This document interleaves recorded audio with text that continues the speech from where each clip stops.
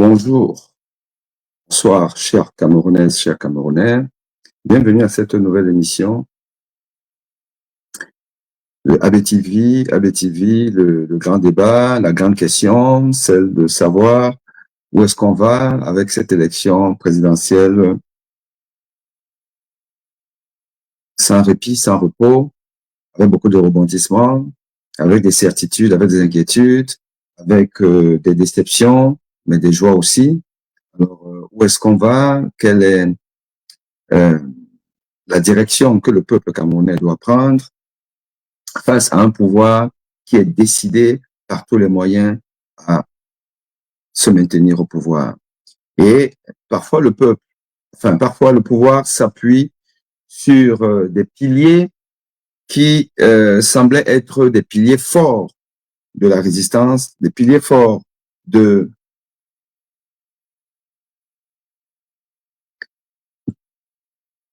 peuple, des personnes, des personnages, des personnalités sur lesquels le peuple s'appuie pour maintenir l'once d'espoir nécessaire pour opérer une révolution. Car, il faut le dire, il s'agit effectivement d'une véritable révolution qui s'impose au peuple camerounais pour s'en sortir, pour se défaire de 43 ans de confiscation, de pouvoir et de privilèges. C'est en réalité de ça qu'il s'agit. Nous avons eu affaire à une élection présidentielle des plus barbares, des plus violentes, des plus frauduleuses que le monde n'ait jamais connues. Et d'ailleurs, c'est pour cette raison que plusieurs nations ont de la peine à reconnaître le pouvoir de Yaoundé qui s'accroche, qui s'accroche, qui s'accroche. Qui s'accroche avec un bilan qui est tout simplement impardonnable. Il n'est pas possible d'imaginer que des êtres humains normalement constitués aient pu voter Paul Biya. Il est simplement impensable de l'imaginer. Et quand on voit des personnes émettre même un doute sur le fait que le peuple qui crie haut et fort que Paul Biya n'a pas gagné, qu'il y ait des personnes qui émettent un doute, ça veut dire que ces personnes-là soupçonnent le peuple d'être anormal, d'être estropié, d'être attardé, d'être tout simplement, comme je dis, une honte morale. Essayez simplement d'imaginer que oui, possiblement, Paul Biya aurait gagné. Qui dit aurait gagné veut dire à la régulière. Parce que si vous avez triché, vous ne pouvez pas avoir gagné. Si vous émettez donc un doute sur le fait que ce que le peuple dit ou une partie du peuple dit peut ne pas être la réalité, peut ne pas être vrai, donc il est possible que Paul Biya ait gagné. La personne qui le dit, déjà, elle est frappée par le soupçon de ne pas être normal. Car un être humain normal ne peut pas dire qu'un pays comme le Cameroun peut être gouverné pour la 44e année par un monsieur dont le bilan est catastrophique. Peuple camerounais. À un moment donné, je veux bien que nous soyons juristes, régaliens, nous aimions la logique, je veux bien comprendre tout ça. Je veux bien comprendre tout ça. Mais si tout ça, c'est pour nous amener à valider que oui, Paul Biya peut avoir eu la majorité du suffrage universel. C'est simplement dire que le peuple camerounais n'est pas un peuple. L'homme camerounais n'est pas un homme. Même un animal réfléchit. Un animal n'auto-détruit pas. Un animal ne se suicide pas. Non. Donc, les apôtres, soit vous êtes simplement quelqu'un qui a un intérêt à ce que Paul Biya reste au pouvoir, ou alors il y a un problème. Et c'est ce problème que nous allons débattre ici, là, aujourd'hui, dans cette émission, avec en fil rouge la position officielle de Michel Ndoki, maître Michel Ndoki, la fiancée du peuple, du moins à une époque, considérée comme la fiancée du peuple. Celle qu'on a vue au Conseil constitutionnel en 2018 défendre la cause de son parti, de son champion, avec verve,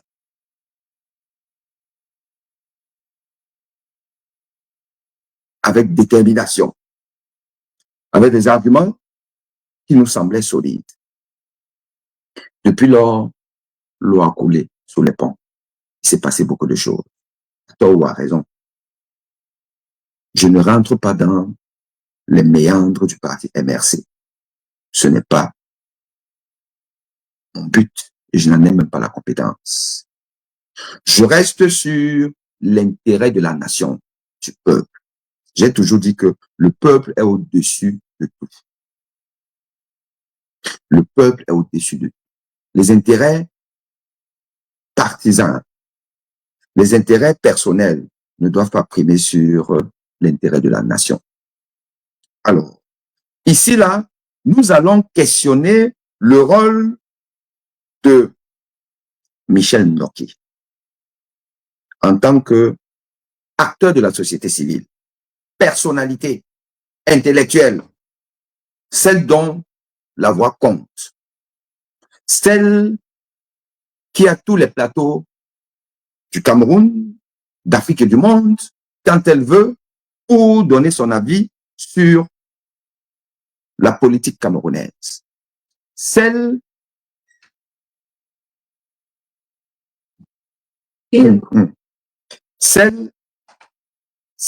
qui a été invitée ci et là pour justement donner son avis. Celle qui a créé une association pour justement surveiller le vote des électeurs camerounais. Par cette action, Michel Ndoki s'est placé en défenseur des droits de l'homme et du peuple. Et nous allons donc interroger justement cette défense du peuple faite par Michel Ndoki. Mais je tiens à rappeler que Michel Ndoki a été dans un collectif. Dans un collectif qui avait pour but justement de défendre l'intérêt du peuple. Le collectif s'appelle les intellectuels patriotes du monde, du Cameroun. Les intellectuels patriotes du Cameroun. Ces intellectuels patriotes du Cameroun, et vous allez voir au moins quelques figures de proue, avaient donc commis des tribunes pour dénoncer les irrégularités de l'élection présidentielle au Cameroun. Nous étions encore à l'époque dans ce qu'on peut appeler le contentieux préélectoral. Ces intellectuels attiraient l'attention des institutions internationales de ce que l'élection au Cameroun est anormale. Il y a beaucoup d'irrégularités. Des irrégularités qui profitent à une personne, à un parti, le RDPC, donc au candidat du RDPC, M. Paul Biya. À cette époque, Michel Ndoki avait pris une position claire. D'ailleurs, laquelle position lui a valu quelques rappels à l'ordre de l'administration territoriale. Jusque-là, tout va bien. Ces intellectuels, comme vous voyez, les voici ici, là, qui ont publié donc plusieurs tribunes Vous voyez la titrelle du jour, l'heure du sursaut. Et vous voyez les figures de proue de cette de ce collectif appelé collectif d'intellectuels patriotes. Et là, c'est la deuxième tribune. Alors, tant qu'à faire, je crois que je dois pouvoir aussi.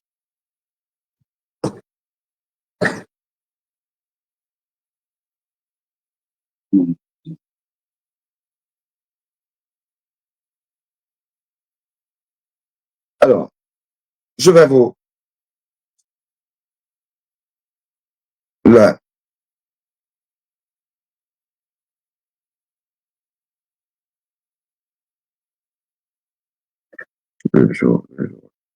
Voilà. Donc, vous qui êtes là. Ça, c'est cette tribune. Et c'est ce collectif. Et c'est la deuxième tribune du collectif. La deuxième tribune du collectif. Voilà. Et donc, vous voyez, il y a apparemment le porte-parole de cette tribune, hein, c'était monsieur Wane, qui est là, et Richinger, vous voyez, il y a, j'oublie son nom, la troisième personnalité, mais quelqu'un de très bien, il s'appelle, j'oublie un peu le nom, ben vous m'en excuserez. Il y a une quatrième personne, il y a Calix Beyala, l'écrivain, vous voyez, et il y a Michel Doki. Voilà. Cette tribune, signée théoriquement par 50 intellectuels, cette tribune a donc choisi, donc ce collectif a choisi pour figure de proue, enfin, parmi les figures de proue, Michel Doki. Voilà. Je tiens à vous rappeler que mon nom figure dans cette tribune et dans ce collectif. Mon nom y figure. Alors, on va aller ici, là. Quand vous voyez là, je vous mets ici, là, ça, c'est un passage du journal du 20h d'Equinox.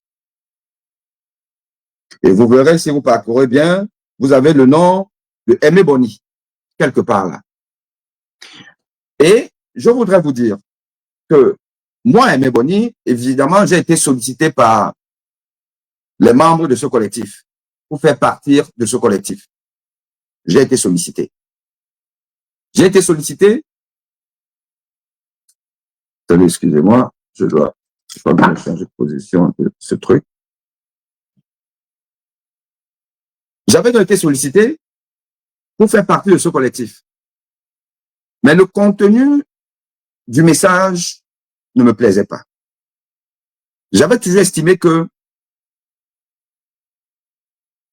aujourd'hui, au Cameroun, nous n'avons pas besoin de supplier les Occidentaux. Nous n'avons pas besoin de me mettre à genoux devant eux. Nous n'avons pas besoin de pleurer, de venir dire, oh, vous voyez, on nous, machin, tout et tout ça là, vraiment, on a beaucoup souffert, sauvez-nous et tout. Moi, ce n'est pas mon approche. Vous connaissez mon approche depuis le début de cette élection. C'est une approche coup de poing. C'est une approche œil pour œil, dent pour dent. C'est une approche, c'est au sol que ça se joue. Et avec donc pour arme fatale, la guerre économique. Et je l'avais dit à mon interlocuteur qui m'avait sollicité pour faire partie de ce collectif.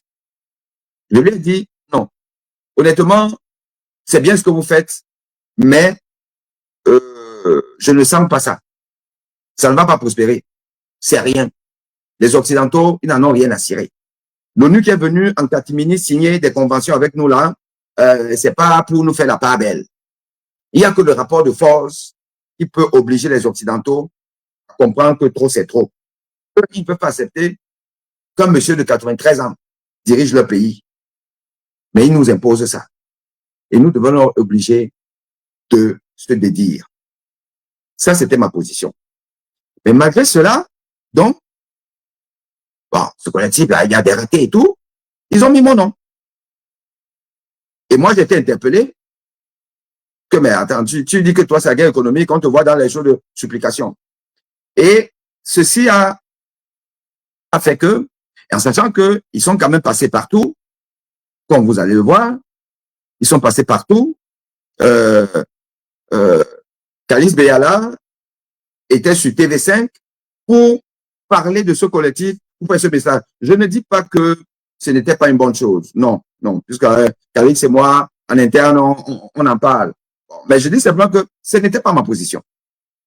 La preuve, depuis que ça s'est passé, Kaliz est passé sur TV5, il y en a qui sont passés sur France 24 et ainsi de suite là, sans parler donc de tous les médias comme vous avez vu là, sur Nouvelle Expression, il y a une page, Le Messager, il y a une page d'autres médias, partout, le collectif exprimé et partout. Vous allez voir, quel que soit le média,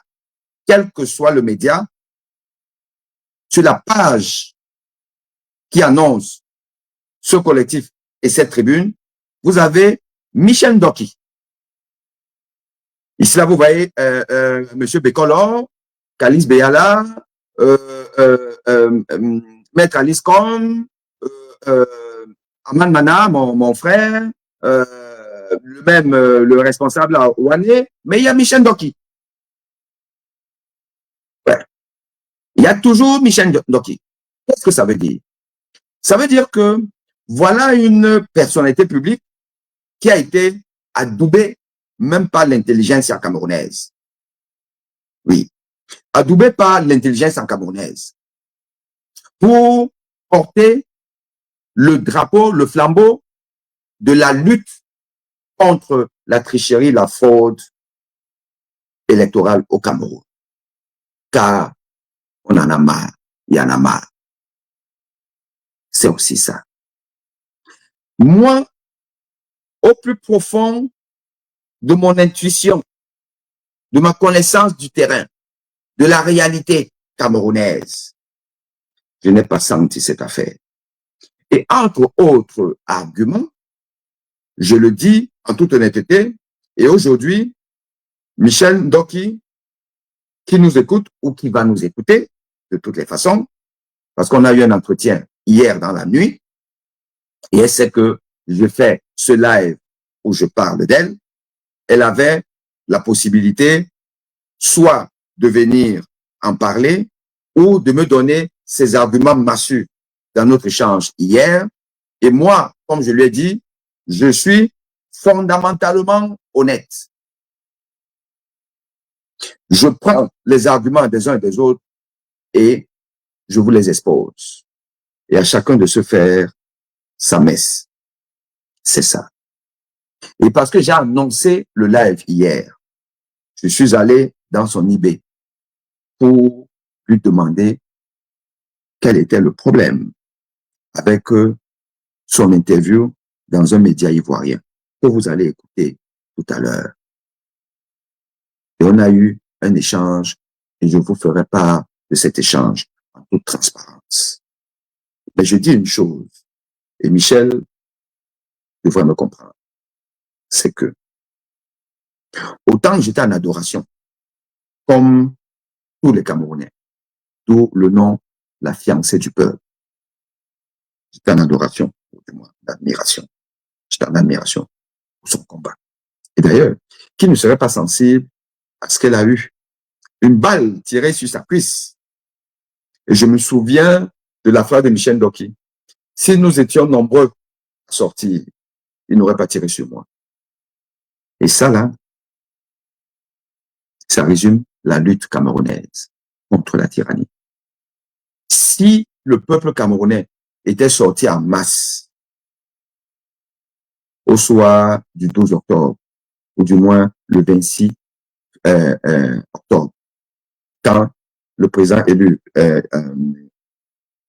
Issa Tiroma a demandé une sortie marche pacifique. Si le peuple était sorti en masse, il n'y aurait pas des milliers de personnes aujourd'hui dans les geôles camerounaises. C'est la masse qui fait la force d'une révolution. C'est la masse. Or, il n'y a pas eu masse.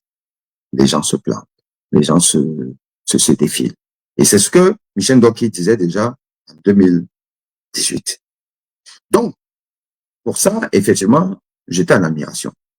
Je tiens à rappeler au peuple camerounais, elle-même Michel, qui ne se souvient certainement pas.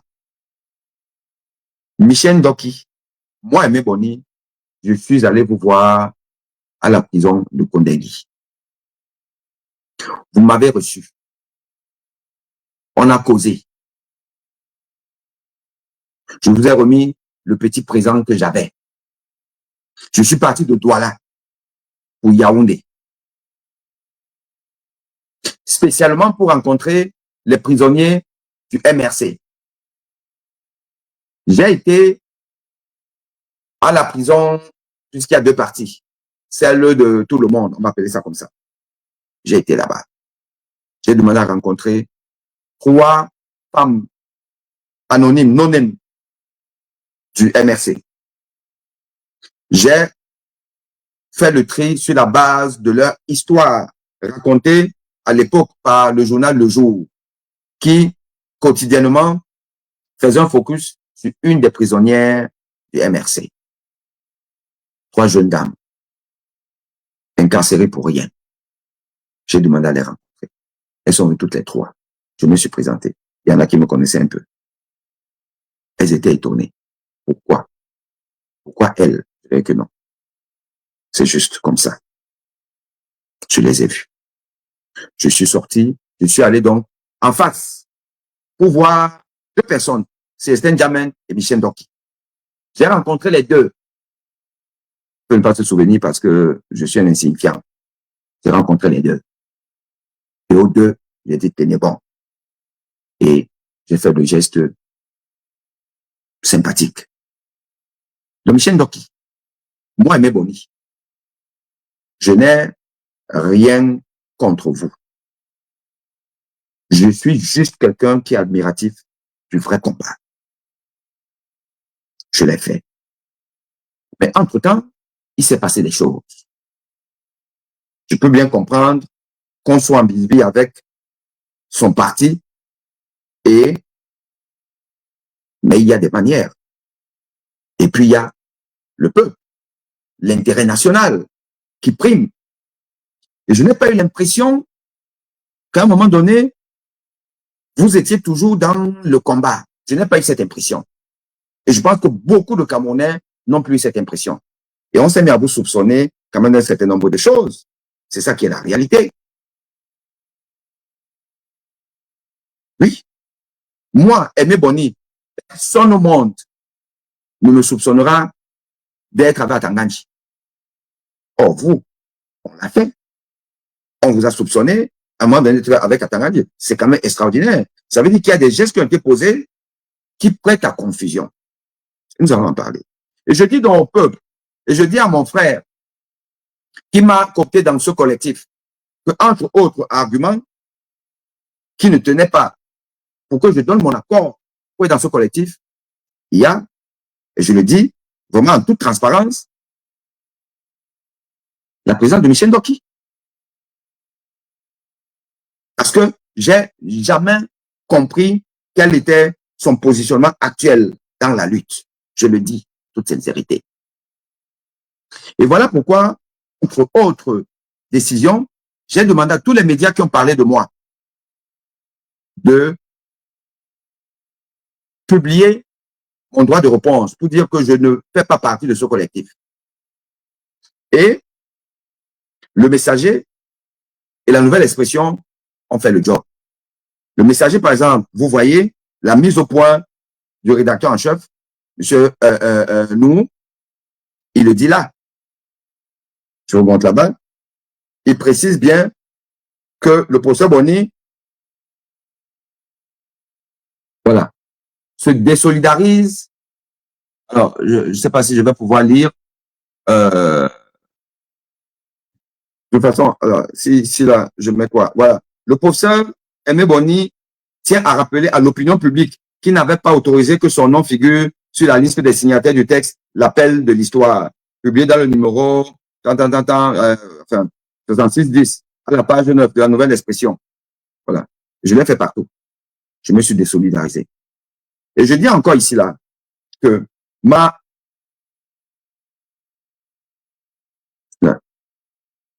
je me suis désolidarisé pour ces 2 points.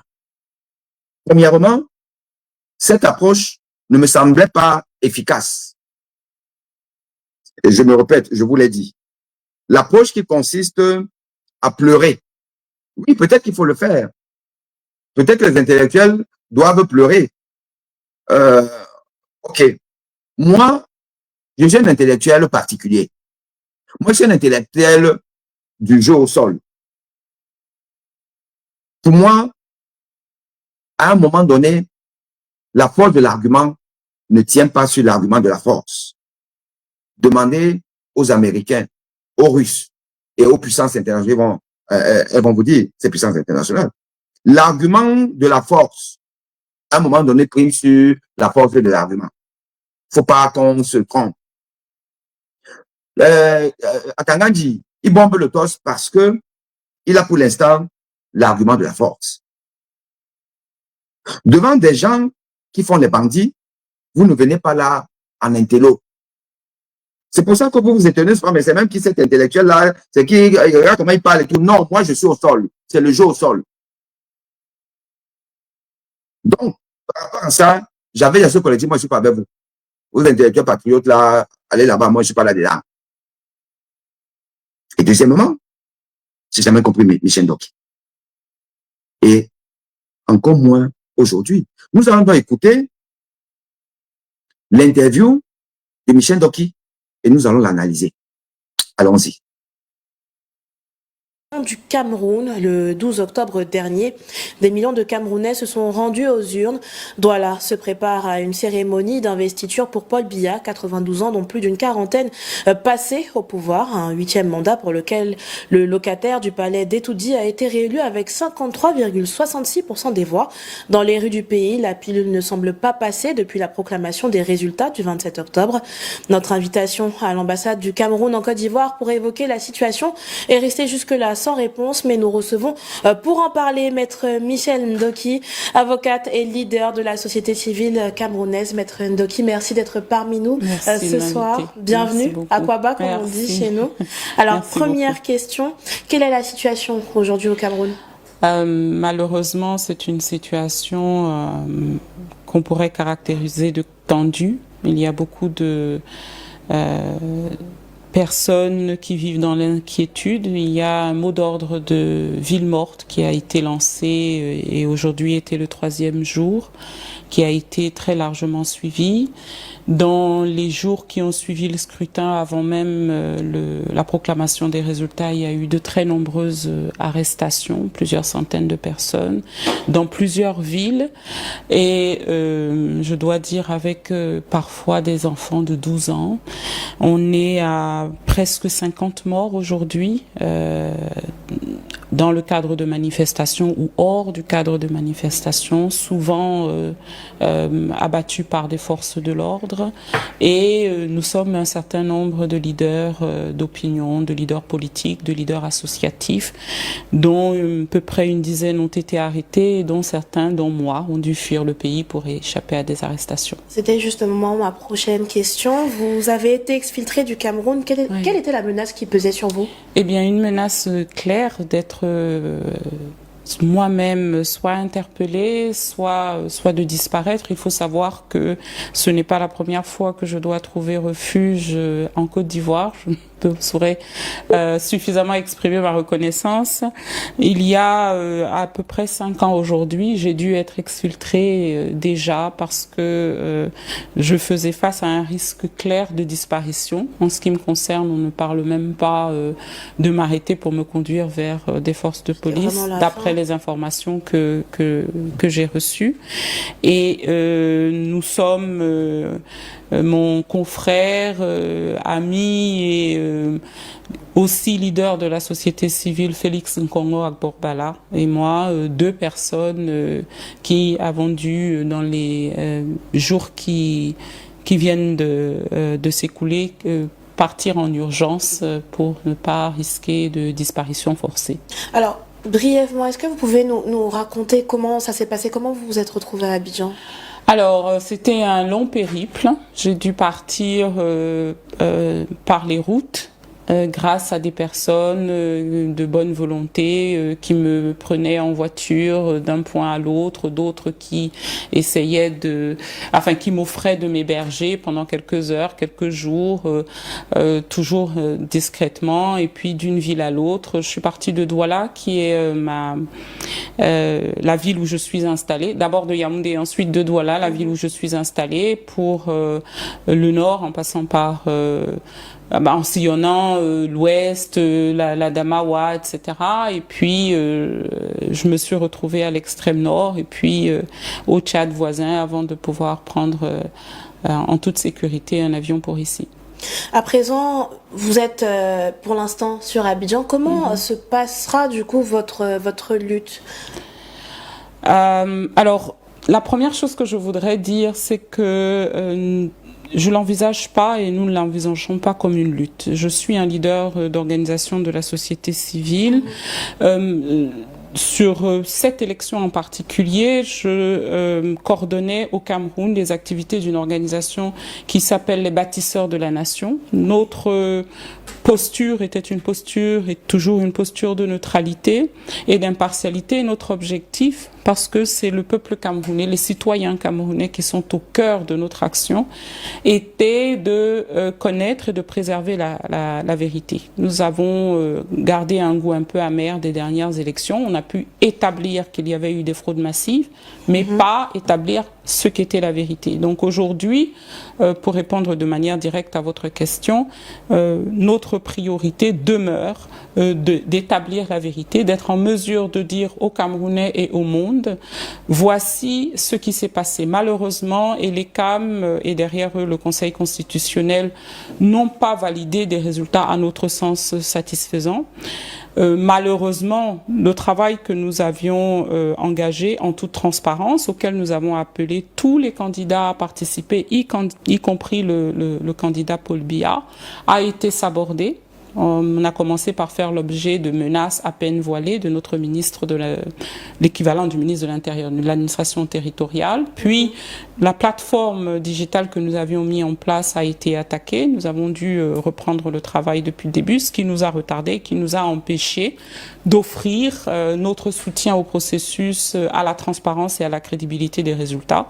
Avec le résultat que nous voyons aujourd'hui, c'est-à-dire une population globalement désabusée, qui n'est pas en confiance par rapport à ces institutions. Et c'est le risque sur lequel nous avions alerté.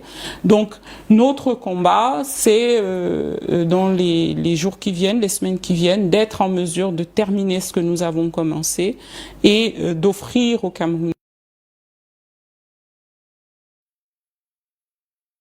Cher internaute, est-ce que c'est normal qu'il n'y ait que 5 partages? Dites-moi. Est-ce que c'est normal? Là, je vois sur la page Facebook, il n'y a que 5 partages. Peuple camerounais. Vous faites ça à qui? Vous faites ça à qui? 5 partages d'une émission importante. Moi, je fais pas les émissions zoazoa, l'émission pour amuser la galerie.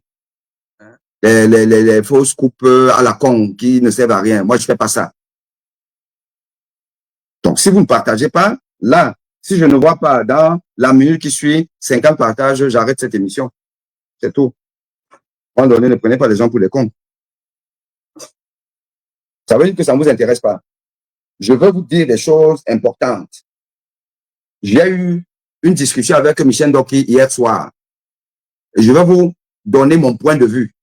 Vous êtes là, vous venez, vous écoutez un truc, vous n'êtes pas capable de partager. Vous n'êtes pas capable d'appeler vos gens, venez écouter. Je vous ai commencé la démarche, je vous ai expliqué le fait que moi, je me suis désolidarisé de certaines actions depuis. Est-ce que vous pouvez savoir que Michel Doki allait nous sortir ce genre d'interview qui n'est pas fini, mais là, je vais vous décortiquer ce qu'elle a dit. Parce qu'il faut avoir un certain niveau de discernement pour comprendre des gens intelligents. Parce que Michel Ndoki est une femme intelligente. Elle mène un combat intelligemment. Mais pour qui et contre qui? Je veux venir vous éclairer. Vous êtes là, je vois 5 partages. 5 partages, moi. Mes émissions, vous n'êtes que 5 pour partager.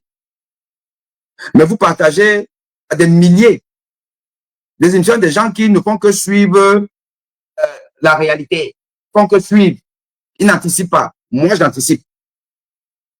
Et vous êtes là. Vous-même, vous ne voulez pas votre bonheur. Et c'est pour ça que vous êtes mené en bateau par tout le monde. Vous n'avez parce que vous-même, vous êtes toc-toc. Vous êtes toc-toc. Vous n'allez pas comprendre que voici la voie que nous devons suivre. Voici le monsieur que nous devons suivre. J'ai annoncé cette émission hier. Il y a combien de gens en ligne? Peuple vendu. Oui, on est un peuple vendu. Et ces gens-là le savent. Et c'est pour ça que ils utilisent toutes les subterfuges pour nous maintenir là où nous sommes. Pour ça, Aimé Boni vous fait une émission. Il annonce ça là. Il a 5 partages. Si je ne vois pas 50 partages là, c'est terminé. L'émission s'arrête là. Michel Ndoki, elle peut vaquer ses occupations et tout. Voilà. Tant mieux pour elle.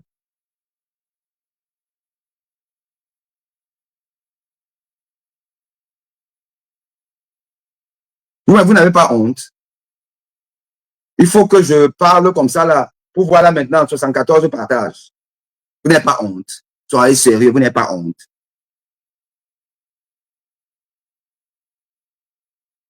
Et encore, si une seule personne fait 20 partages, c'est normal?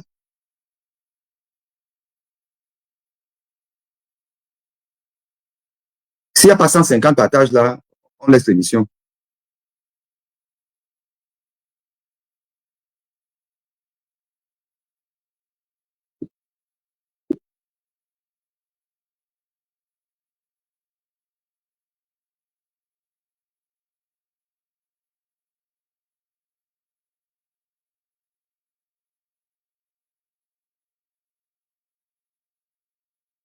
Sokasmi me dit, professeur, ne nous faites pas comme Bia et sa clique.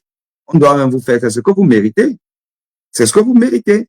Le peuple camerounais n'est pas discipliné. Le peuple camerounais ne sait pas où sont ses priorités. Ah ouais? Moi, je suis plus là pour, comme on dit, hein. Moi, je ne donne plus le lait hein, au Camerounais parce que j'ai eu ma dose avec le peuple camerounais. J'ai eu ma dose. C'est quand même extraordinaire, ça.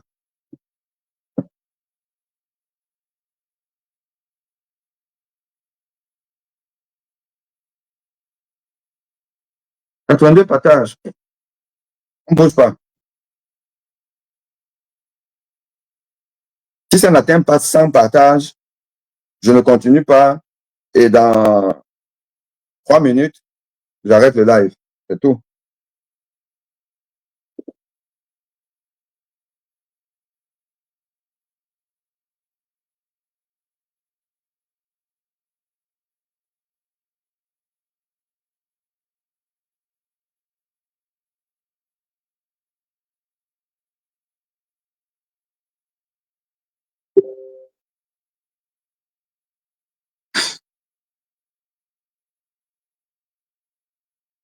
Non, JB, sur TikTok, tu es écouté par toute l'Afrique. Donc, non, je ne suis pas écouté.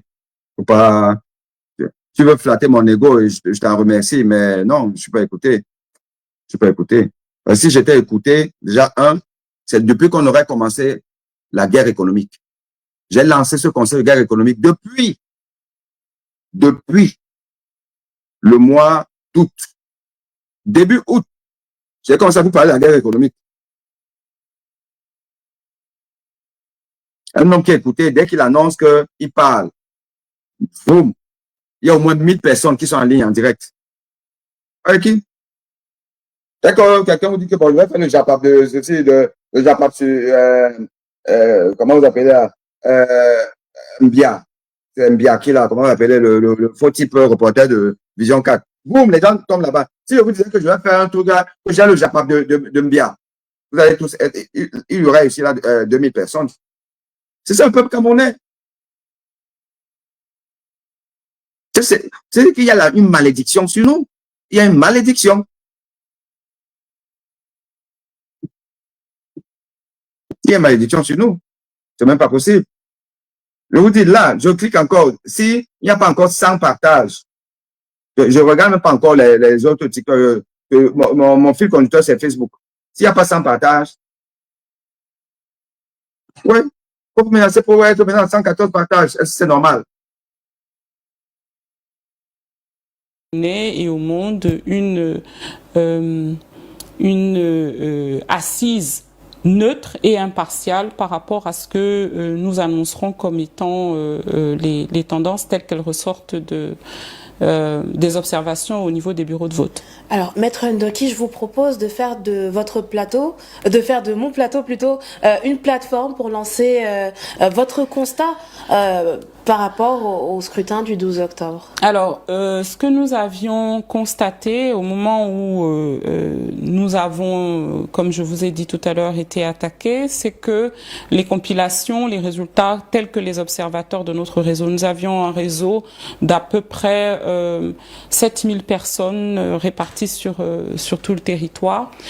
De nos constatations à ce moment-là, le candidat Chiroma était en avance, mais ce sont des constatations partielles. C'est pour ça que nous continuons ce travail et que nous continuons d'appeler les observateurs, malgré le climat de tension, malgré la peur et malgré peut-être aussi le découragement, parce que beaucoup ont eu le sentiment, une fois que le Conseil constitutionnel avait proclamé les résultats, le Conseil, qui est l'autorité légale et légitime pour proclamer les résultats, personne n'en doute, a eu le sentiment, disais-je, que tout était joué et que on ne pouvait pas, et c'est ce que nous voulions éviter, cette perception qu'on ne peut pas entendre la voix du peuple si ce peuple ne se fait pas entendre par la force. C'est exactement ce que nous essayons d'éviter et nous continuons de travailler dans ce sens. Nous pensons que une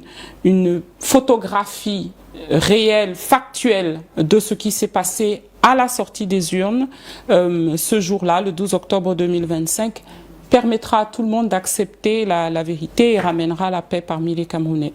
Alors, d'une manière générale, cette vague de contestation qu'on voit actuellement au Cameroun est assez inédite. Oui. Qu'est-ce qui peut expliquer ce regain de protestation chez les Camerounais et surtout pourquoi maintenant? Alors maintenant, je dirais pour deux raisons. Premièrement, encore plus qu'en 2018, notre peuple est fatigué par une classe politique, une classe dirigeante dont il n'a pas le sentiment qu'elle est très à l'écoute, ni même très au fait de ses problèmes.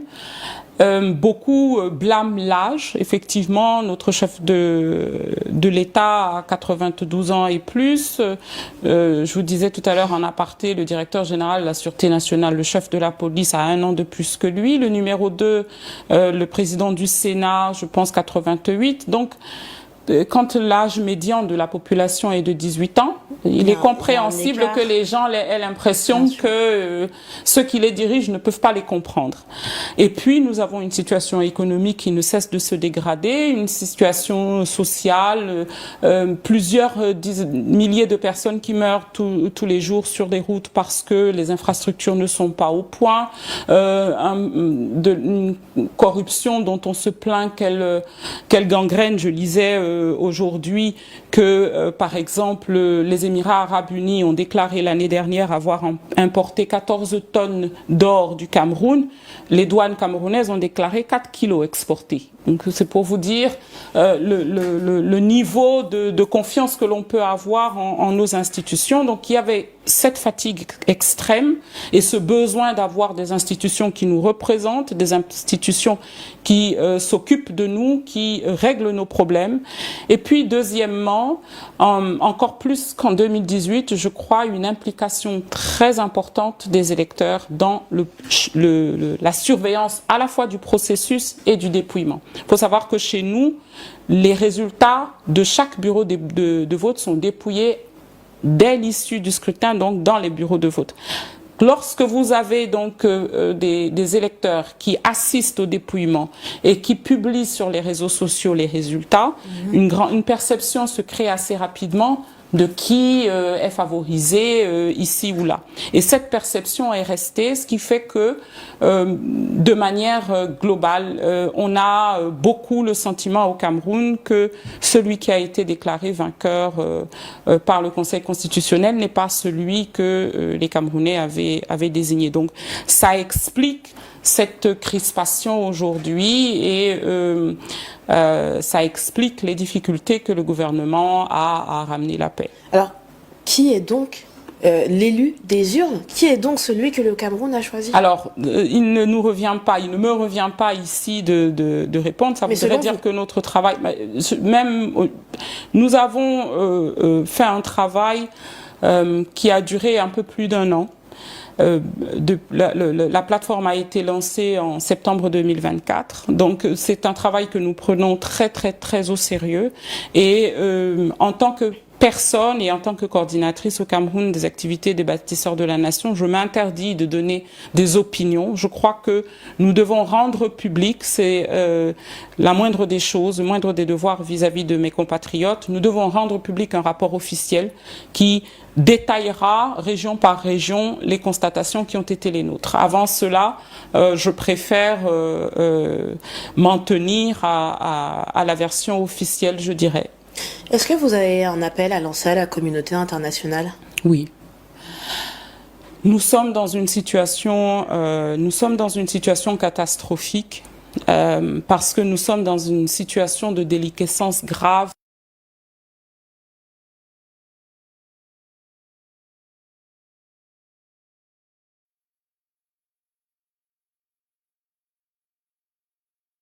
Alors, on va s'en tenir à cette partie-là.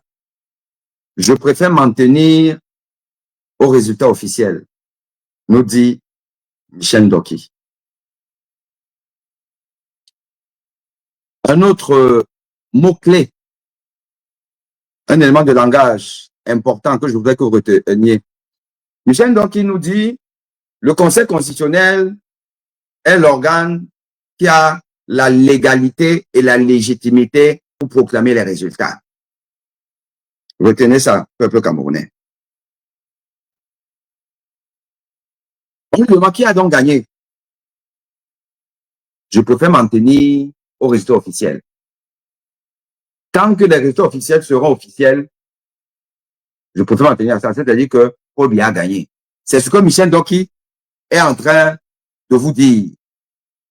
Et elle vous dit que il a d'autant plus gagné que c'est l'organe qui doit dire qui a gagné, qui a dit qu'il a gagné, le Conseil constitutionnel. Voilà ce que Michel Ndoki vous dit en plus. Voilà, en fait, la juriste qui vous parle. Elle use de sa compétence de juriste pour venir aider le soldat Biya. Michel Ndoki vous dit ça. En plus, Michel Ndoki vous dit, oui, les résultats partiels ont été vus à Mondovision. On a montré à tout le monde et tout là. Et ça rentre dans le subconscient du Camerounais. Que ce qu'on a vu là, à la télé, les quelques PV qu'on a vu à la télé, c'est ça qui est la vérité. Et c'est ça qui reste. Mais cette vérité n'est pas la vérité.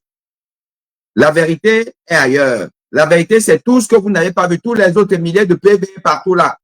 Oh, ces autres milliers de PV, traficotés ou pas traficotés, puisqu'il n'y avait pas la télé devant, ce n'est pas important, mais ce qui est important, c'est que c'est le Conseil constitutionnel qui dit le droit, qui lit le résultat final.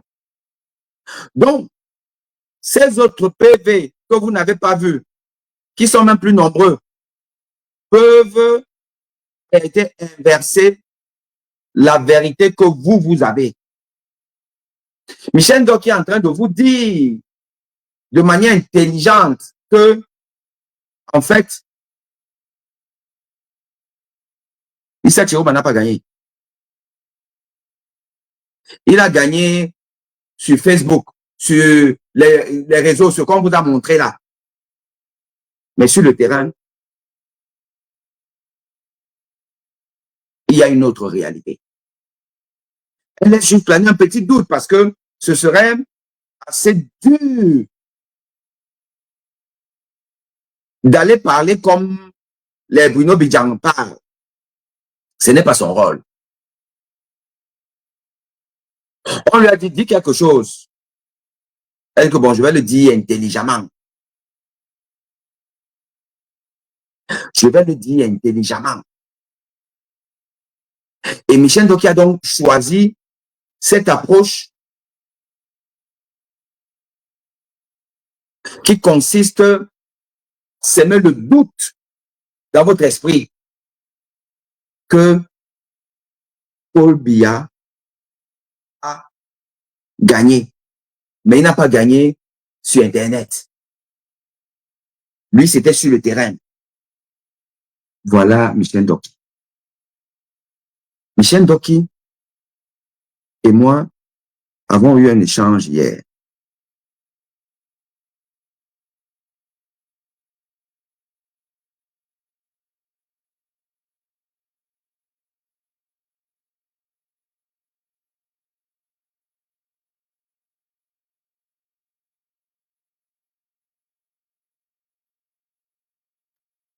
En fait, ce qui se passe, c'est que j'ai contacté Michel Ndoki. J'ai les échanges là. Je vais juste vous les lire. Et il n'y a rien de particulier, de privé, de secret. Voilà. Quand on n'a pas beaucoup écrit. Mais je vais déjà vous faire part de notre discussion d'hier. J'écris: bonsoir, maître Ndoki. Il était peut-être, on tournait autour de 20h30, 21h. Je suis le professeur Aimé Boni. Elle répond: bonsoir, professeur. Que me vaut la surprise, surtout dans le contexte de ceci? J'espère que vous allez bien. Non, c'est moi qui ai répondu, j'espère que vous allez bien. Et elle m'envoie ma publication d'hier, celle qui vous annonce le live d'aujourd'hui, puisque j'ai fait une publication Facebook. Et on lui a transféré ça. Mais elle avait déjà ça. Et elle écrit: j'ai vu votre sortie. Non, c'est moi qui écris. J'ai vu votre sortie et elle fait en effet l'effet d'une bombe. Je suis quelqu'un qui prend l'information à la source pour des sorties définitives. J'ai demandé à avoir votre contact pour ne pas me tromper. Beaucoup d'entre nous qui avons cru à vous sommes dans l'embarras. Peut-être que vous avez raison. Je suis un scientifique et la preuve est ma seule boussole. Vous pensez vraiment que Paul Biya peut gagner une élection? Vos investigations sont fiables? Je viens pour rétablir la vérité. Voici ce que j'écris à Michel Ndoki.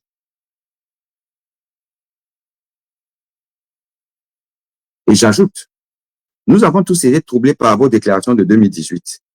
On a l'impression d'être dans un éternel recommencement. Enfin, pas de 2018, puisque c'est des déclarations qui contredisent justement, c'est sorti en 2018, c'était, je crois, peut-être en 2020. Après, effectivement, l'histoire de pas d'élection en 2020 et tout ça là. Okay. Si c'est vous qui avez raison, pas question de tordre le cou à la vérité. C'est pour cela que je viens vers vous au lieu de me contenter de la facilité de vous salir. C'est ce que je dis.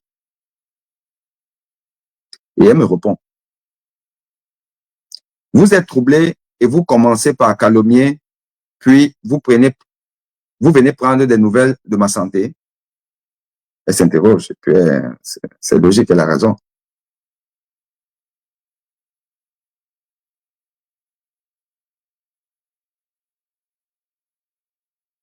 Je vous envoie ce que j'ai écrit à quelqu'un qui a eu une réaction plus mesurée, à mon avis. Bon, déjà, on a 3,56 minutes, alors que l'interview a duré 10 minutes. C'est suspect. Parce que moi, ce que j'avais, comment on voit, c'était un compilé de 4 minutes. Voilà. Là, elle dit que son interview a duré plus d'une dizaine de minutes. Mais en fait, ce que je vous ai montré ici, là, c'est l'interview totale. Voilà. Ce qu'elle-même m'a envoyé. Je vous ai envoyé ça là, 14 minutes. Et je ne vois pas en quoi ça change l'idée qu'on a de ce qu'elle pense. Ensuite, on voit que c'est une vidéo de moi. Ensuite, on voit que c'est une vidéo de moi. Aucune raison de figer l'image et de poser un son dessus. Qui a figé l'image et qui a posé un son? Là, j'avoue que je n'avais pas compris ce qu'elle disait. Elle m'a donc envoyé, en fait, la vidéo.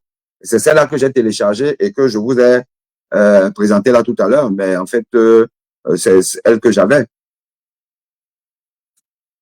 Et à moi de lui répondre ensuite. J'ai écouté les 14 minutes. Mes remarques.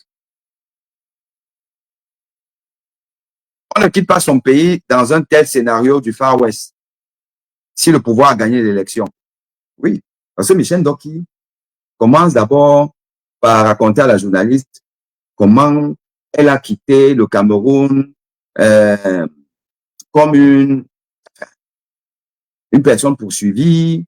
Voilà, on a tenté à sa vie. Elle est passée par les Sissongo, Yaoundé, Douala, machin truc.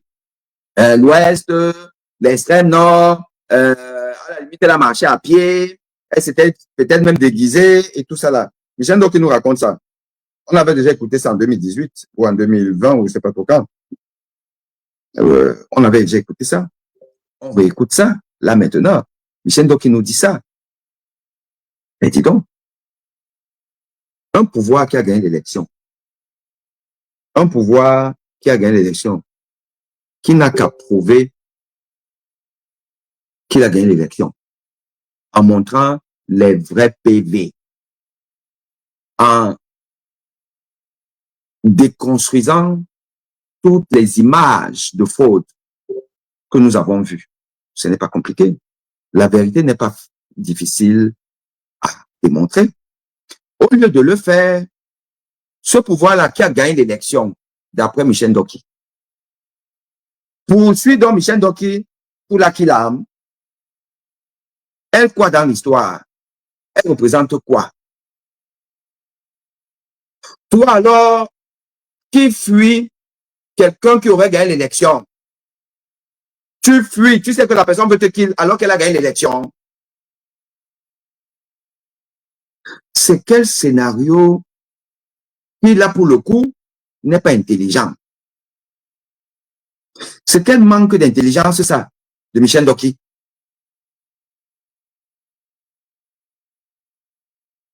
Comment quelqu'un peut gagner l'élection et il pourchasse son peuple?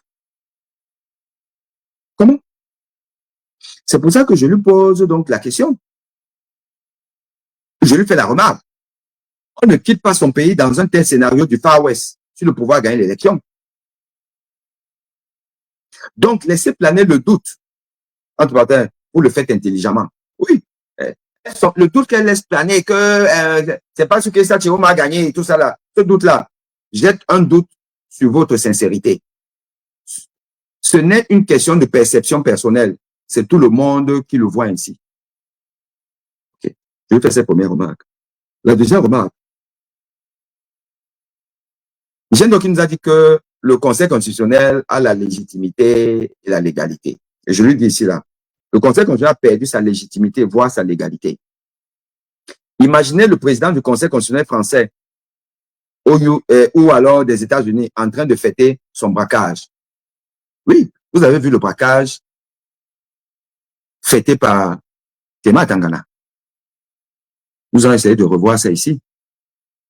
J'espère que je l'ai rapidement quelque part. Tema Tangana, il est où ici? Essayons un peu de voir rapidement. Est-ce que c'est ça? On est en train de charger. Non, non, non, non, non, non, c'est pas ça. Laissez-moi parce que c'est quand même quelque chose d'important. C'est quelque chose d'important. Où est-ce que est-ce que c'est ça ici? Ouais. Je suis content que vous vous réjouissiez à la fois du travail fait par votre père et la victoire de votre candidat.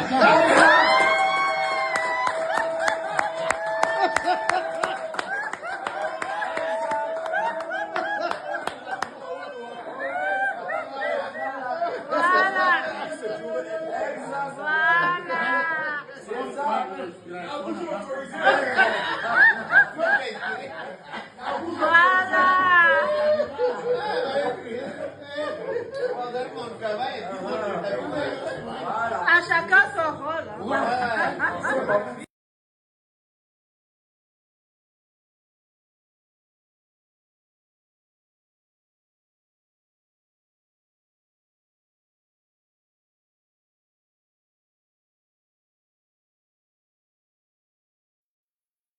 Alors, donc, cette image, Maître Michel Ndoki, vous l'avez regardée. Vous êtes juriste, avocat. Vous avez vu Monsieur Clément Atangana démontrer de manière décomplexée qu'il est un tricheur, qu'il est un fraudeur, qu'il est un bandit. Le Conseil constitutionnel est un organe qui doit être le plus clean d'un pays, car il est le garant de la vérité républicaine. La vérité républicaine est couchée dans un document qu'on appelle la Constitution, la loi fondamentale, celle qui régit tous les actes d'une république. Le président du Conseil constitutionnel a donc l'obligation de probité. Est-ce que Clément Atangana, un homme qui jouit de cette qualité, Maître Ndoki, à partir du moment donc où le Conseil constitutionnel a fraudé, il n'a plus la légitimité, il n'a même pas la légalité, car la légalité est entre les mains du peuple. La légalité est entre les mains du peuple.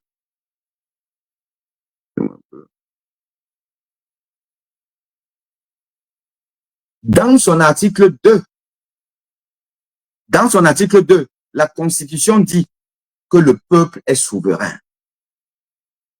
Maître Ndoki, le peuple est souverain. Ce n'est pas un individu qui est souverain. Ce n'est même pas une institution qui est souveraine. C'est le peuple qui est souverain. Or, l'institution Conseil constitutionnel a rompu son contrat social avec le peuple en ne respectant pas l'article 2. L'article 2 dit que le peuple, ce que le peuple dit, c'est ce qui est. Or, Clément Atangana nous apporte la preuve qu'il n'a pas fait ce que le peuple dit. Maître Ndoki, vous faites ça à qui?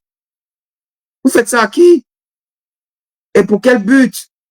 Pour quel but, Maître Ndoki? Pourquoi vous faites ça?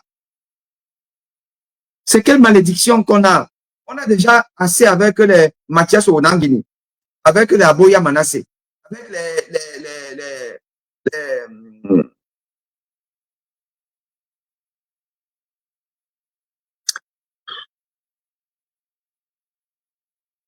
les autres, les Ernest Obama, les Bruno Bidjan, les machins trucs, les moins importants, les David de Boutou, les Fridolin on en a déjà assez, les Dieu donné Momo et tout ça là, les Ndjamen, mais le lot est déjà important.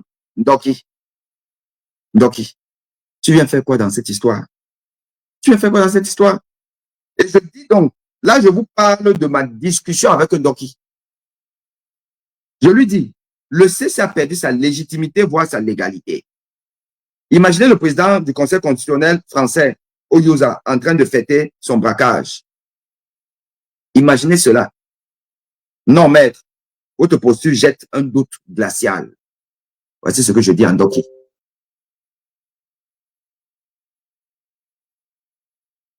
Et après 1 heure ou 2 heures, elle me répond, bien reçu. Je vous laisse juge. De toute façon, vous vous étiez déjà autoproclamé. C'est pas en quoi je me suis autoproclamé, mais bon direct demain. Michel Ndoki sait que je fais le direct ici. Elle est même certainement en train de regarder. Ou du moins, elle va regarder. Et je dis donc à Michel Ndoki, non, vous n'êtes pas la fiancée du peuple. Vous êtes la traîtresse du peuple. Vous êtes indigne de l'estime du peuple. Et moi, j'en veux tous ces intellectuels là, parce que tous, ils savaient.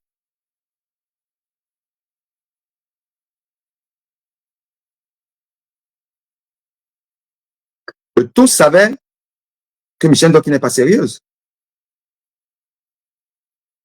Parce que ça ne date pas d'aujourd'hui. Nous le savons tous. Nous le savons tous. Eux tous savaient. Je vous ai dit, elle est partout. Quand vous voyez l'heure du sursaut, on met les noms. Je vous ai dit, ils ont mis mon nom sans que je n'ai donné mon accord. Donc, patron, je suis pressé qu'au moment-là, ils pensaient que j'avais donné mon accord. Vous avez vu mon nom mon image quelque part? Mon image n'est nulle part. Oui, parce que nous sommes dans un pays de complexés. J'en profite pour dire ça à tous ces gens-là. Et ils me regardent. Là, tous ces gens-là, vous êtes des complexés. Des petits complexés.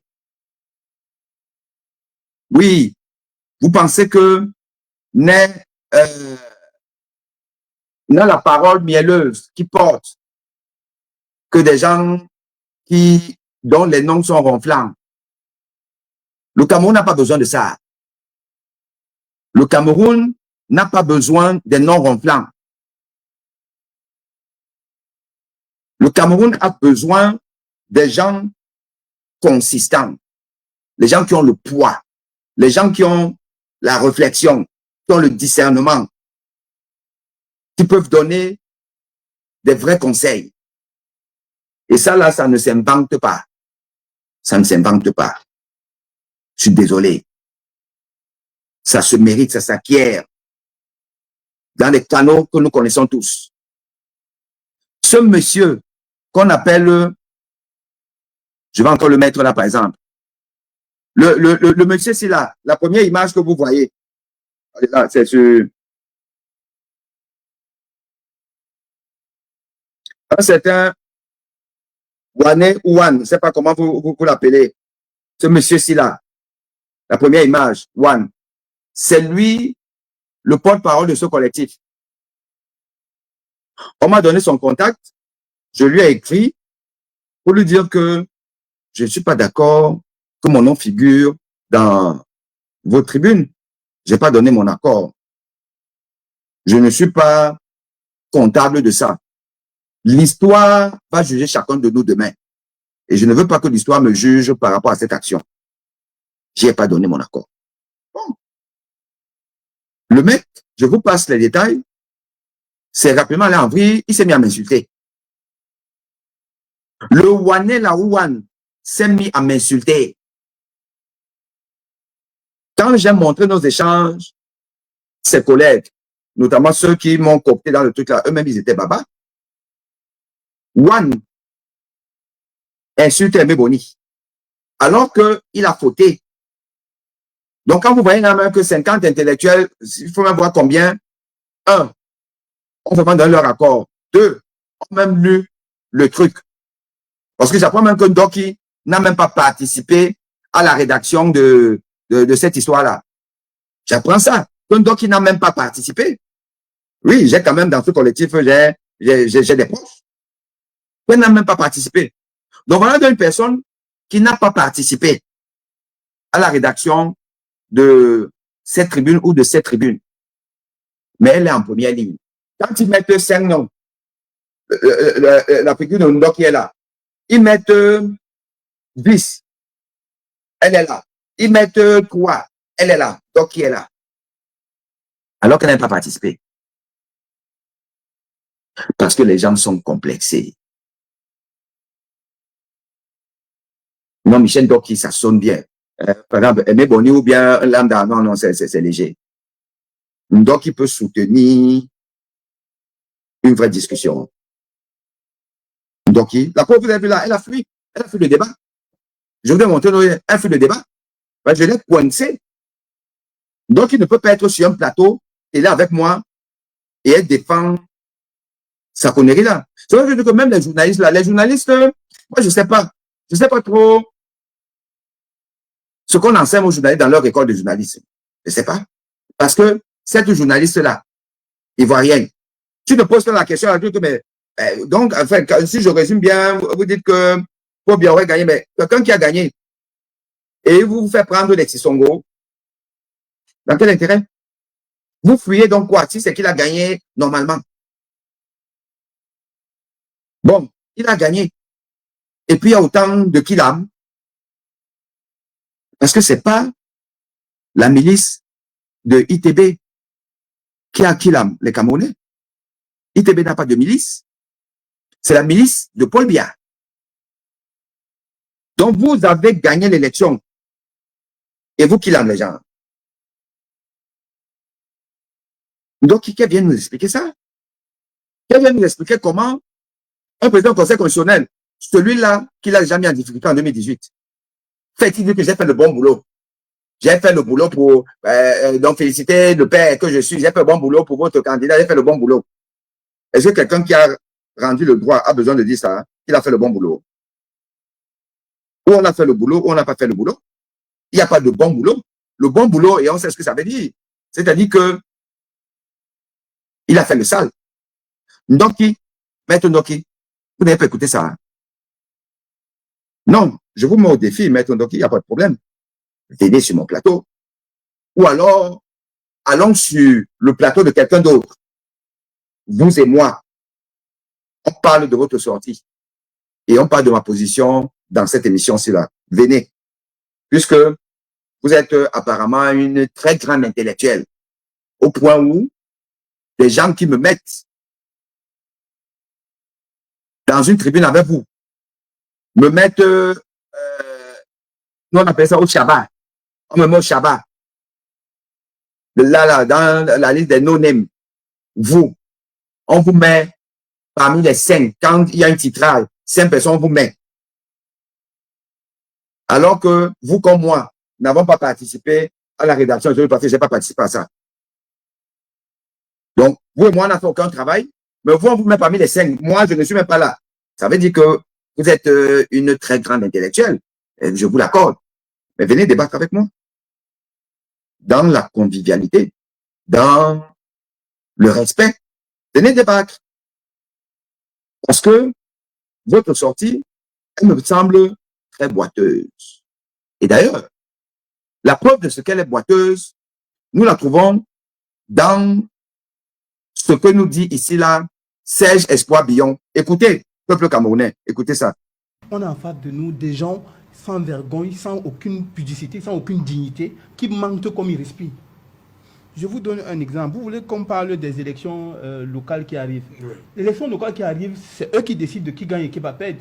Le principe est simple. Il suffit qu'on annule votre liste avant les élections. Vous perdez. Comment vous allez gagner quand votre liste ne concourt même pas? Mais vous voyez à un niveau où les gens sont cyniques. Dans le Nyong Ekele, par exemple, le président Paul Biya a gagné les élections.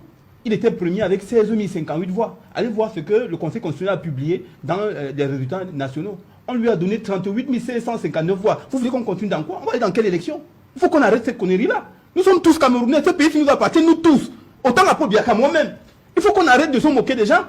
On ne peut pas continuer comme ça. Il faut qu'on sache que nous tous, on est Camerounais. Il n'y a pas un Camerounais qui a un sang qui soit violet, l'autre a un sang qui est rouge. On a des gens qui sont à un niveau où ils ont perdu leur âme. Ils n'ont plus la crainte de Dieu, ils ne croient plus en rien. Ils peuvent tuer tout le monde, écraser tout le monde comme des souris, envoyer des gens à la télé faire de la comédie. Mais ce n'est pas de ça qu'il est question ici. La vérité est claire, nous tous on la connaît. Et cette vérité-là, même si on tue tous les Camerounais, elle va rester vraie. La vérité ne va jamais, au grand jamais, se procéder devant le mensonge. Ça n'arrivera jamais. Jamais. Et il faut que les gens sachent une chose.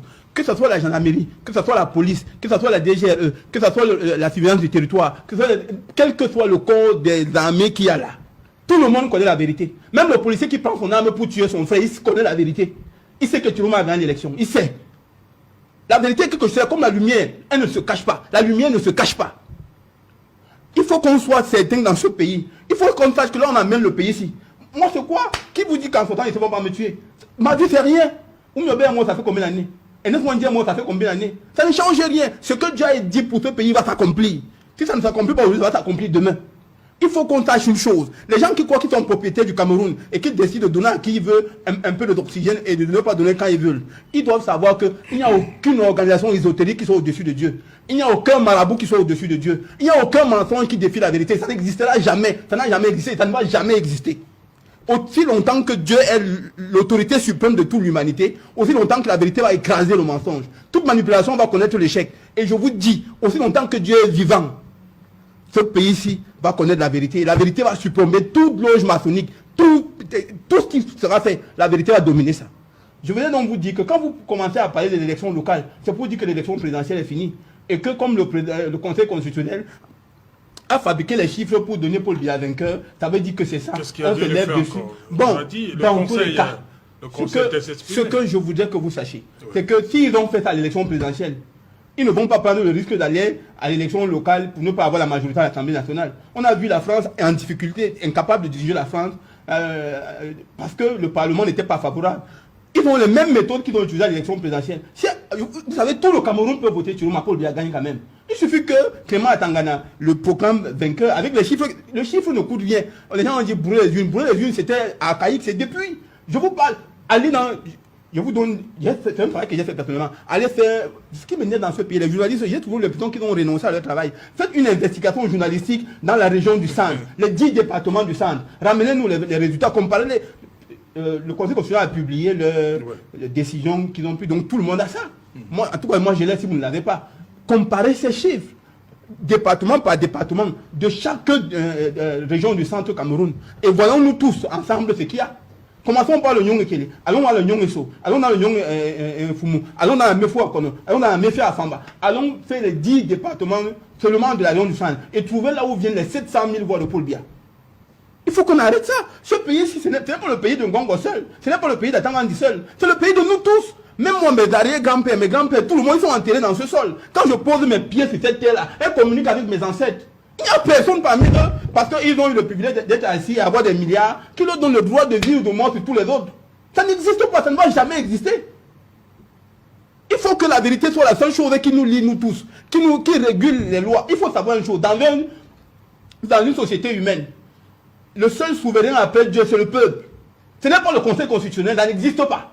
Le Conseil constitutionnel est nommé par le peuple. Le Conseil constitutionnel est nommé par le président de la République qui exerce ce pouvoir au nom du peuple. C'est ce que la Constitution dit. Moi, je ne suis pas avocat, je ne connais pas les lois, mais je ne connais aucune société humaine où il y a des institutions qui sont au-dessus du peuple. Et on ne peut pas se moquer des Camerounais à ce point. On ne peut pas le faire. Bon, dites-moi, la convention que l'ONU a signée avec les CAM, c'était pourquoi? Quelle est la plus-value de ça jusqu'à aujourd'hui? Quelle est la position de l'ONU? Qu'est-ce qu'elle nous dit? Vous vous souvenez, on a fait des débats ici, quand l'ONU avait signé, on a même, je me souviens, le professeur Kamto, pour ne pas le citer, a fait plusieurs sorties pour dénoncer ça et fait. L'ONU est où? L'ONU qui était venue pour la transparence, qui est une organisation internationale, qui doit sauver les vies. C'est quand on va tuer 5 000 Camerounais, 100 000 Camerounais, ou alors, je sais pas moi, 1 million de Camerounais, qui vont apparaître de nulle part, comme subtilement venus de Mars, pour venir commencer à créer des zones tampons, alors qu'on a déjà massacré. Ce qui arrive au Cameroun est un déluge, est un crime contre l'humanité qui arrive. Ce qui s'annonce là est grave. Et les gens continuent à faire l'hypocrisie, à jouer la mascarade, à montrer que je suis de tel parti politique, je suis de tel parti politique. Rien à voir avec tout ça. La vérité est là. Il faut qu'on la dise et qu'on l'assume pleinement. Les gens ont peur de mourir. Et tous ceux qui sont morts là, ils sont morts pour qui alors? Il y a qui, quand on va te tuer, ça va, si on me tue maintenant là, demain ils vont pas laisser mourir. Il n'y a personne à Yaoundé qui va rester éternellement en vie. Tout le monde en va l'enterrer. Il faut qu'on arrête avec ce niveau de méchanceté-là. Et ces gens-là, il faut les voir assis à l'église, bras croisés, en priant le même Dieu que nous autres on prie. Il faut savoir que dans l'histoire de la royauté, dans l'histoire où on dirige les hommes au monde, il faut lire l'histoire du roi Saül. Comment le roi Saül devient roi sur le peuple d'Israël. C'est Dieu qui l'établit. Il demande à Samuel d'aller le oindre. Et lorsque Dieu a tourné le dos à Saül, et qu'il à Saul, en réalité, qu'est-ce que Dieu a dit à Samuel? Va oindre David. David était oint et Saül ne savait pas que Dieu l'avait tourné le dos. Au point où Samuel a oint David, ensuite il est mort. Et Saül continue à vouloir rester avec le pouvoir. Parce que le pouvoir, il est comme ça. Il te possède, il ne veut pas te lâcher. Et comme Saül voulait faire tout pour rester roi du peuple d'Israël, il allait consulter une médium pour lui demander d'appeler l'esprit de Samuel, qui voulait consulter Samuel. Quand Samuel est venu appeler par cette médium, Samuel dit à Saül, pourquoi me trouves-tu dans mon repos? Et il lui dit, j'ai consulté l'Éternel par les prophètes, par les anges, par les médiums. À aucun moment il m'a répondu. Donc je suis venu vers toi pour que l'Éternel, il dit, mais si l'Éternel ne te répond pas, tu vois comment il va te dire quoi? C'est l'Éternel qui est suprême. Il faut savoir que quand Dieu choisit un homme, il le choisit pour un but. Quand l'homme se détourne de ce but, Dieu lui tourne le dos. Et quand Dieu te tourne le dos, utilise toutes les manigances. Dieu a exposé Saül plusieurs fois entre la main de David, sous son épée. David l'a épargné parce que son cœur était pur. Il faut savoir une chose, le pouvoir est divin. Tout pouvoir vient de Dieu. Celui qui renonce à Dieu renonce au pouvoir. Merci. Oui, d'abord...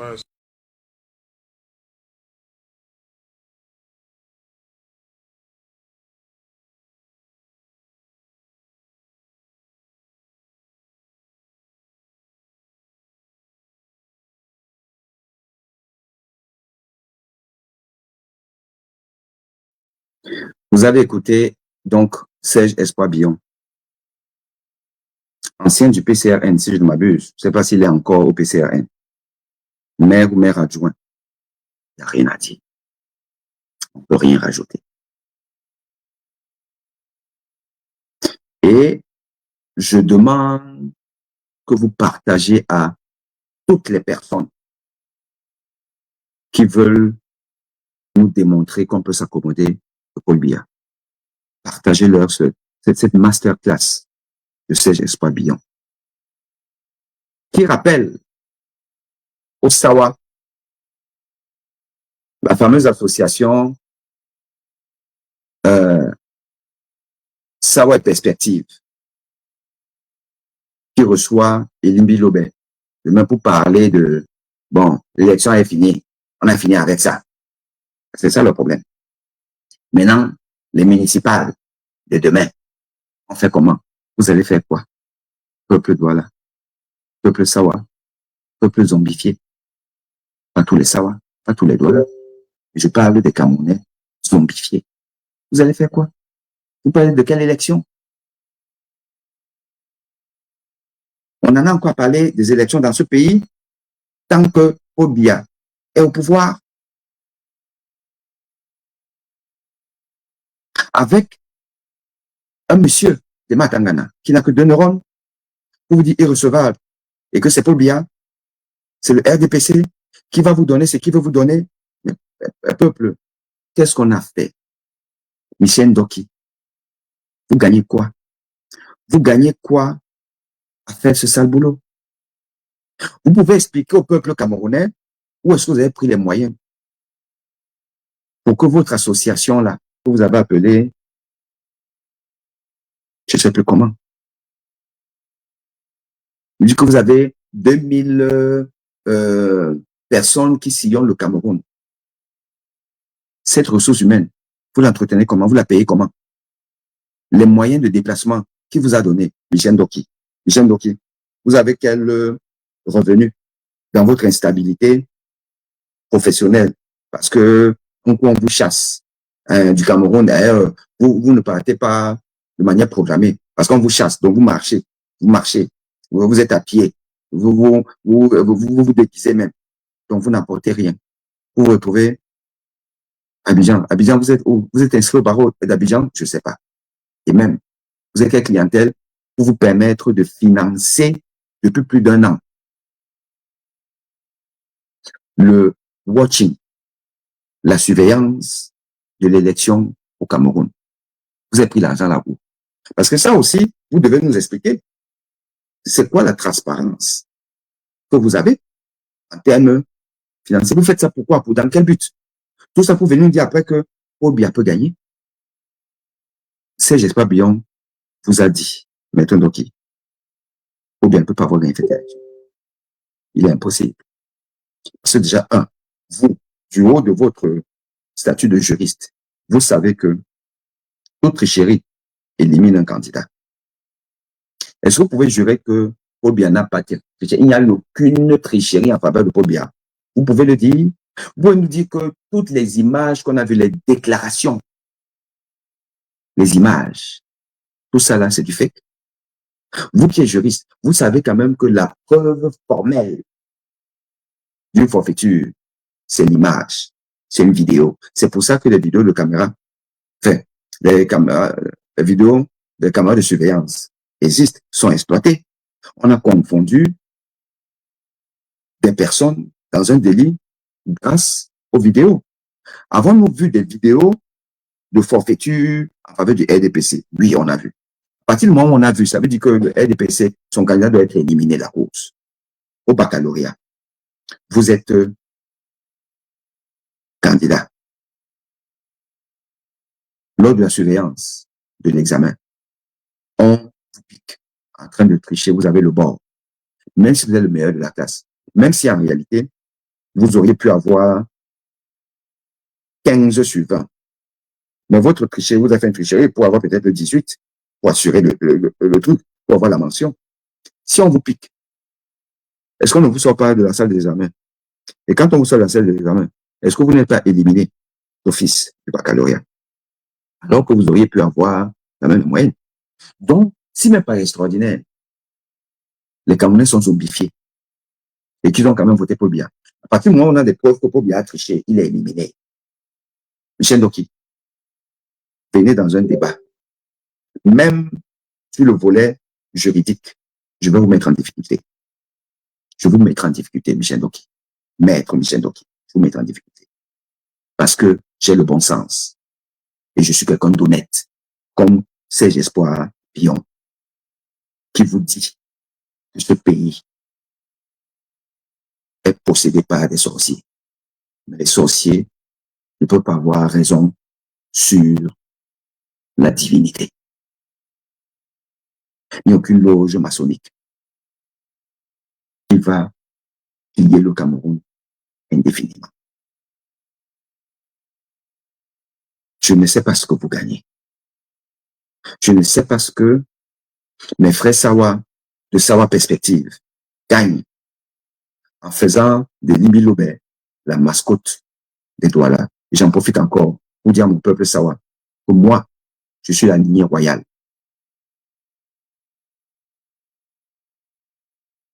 Je suis un chef dans mon village.